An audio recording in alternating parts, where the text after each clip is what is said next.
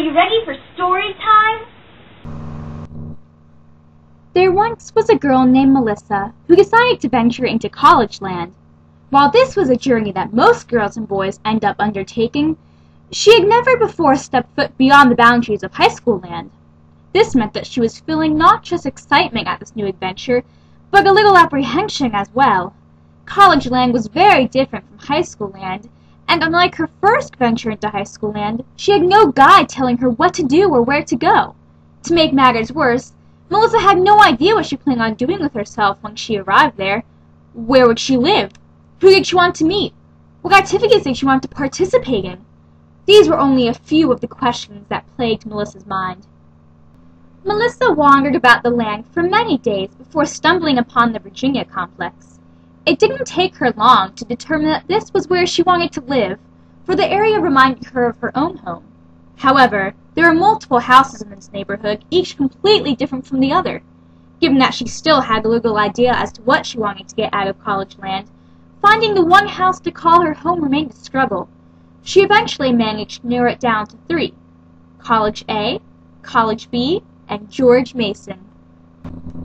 Melissa first took the size of each house into consideration. She looked at College A.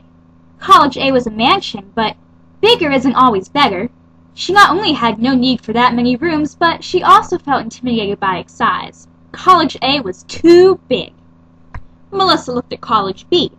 It was a quaint cottage, but she was afraid that with that little a house, she would run out of things to do. College B was too small. Melissa looked at George Mason. It was neither too big nor too small. George Mason was just right. Melissa then moved on to comparing the contents of each house. She stepped into College A. While it seemed like a nice enough place upon first glance, the walls were covered in pendants, streamers, and confetti. Melissa enjoyed cheering for the home team as much as anyone else, but it wasn't the only thing she wanted to do with her time. She stepped into College B. College B also seemed appealing, but its contents reflected a more serious atmosphere. Melissa knew that work was important, but she wanted to be able to have fun too. Melissa stepped into George Mason then, which conveyed an atmosphere of both work and fun. George Mason was just right. Finally, Melissa took note of the yards of each house, as she didn't plan on spending all of her time inside. College A was situated on a pipe stem far away from any of the other houses in the Virginia complex, and there was nothing but trees in the yard. College A was too rural. College B was surrounded by concrete and constant commotion. College B was too urban. Melissa looked at George Mason, and, sure enough, George Mason was the perfect combination of the two. Once again, George Mason was just right. So you see, George Mason made Melissa's final decision a piece of cake.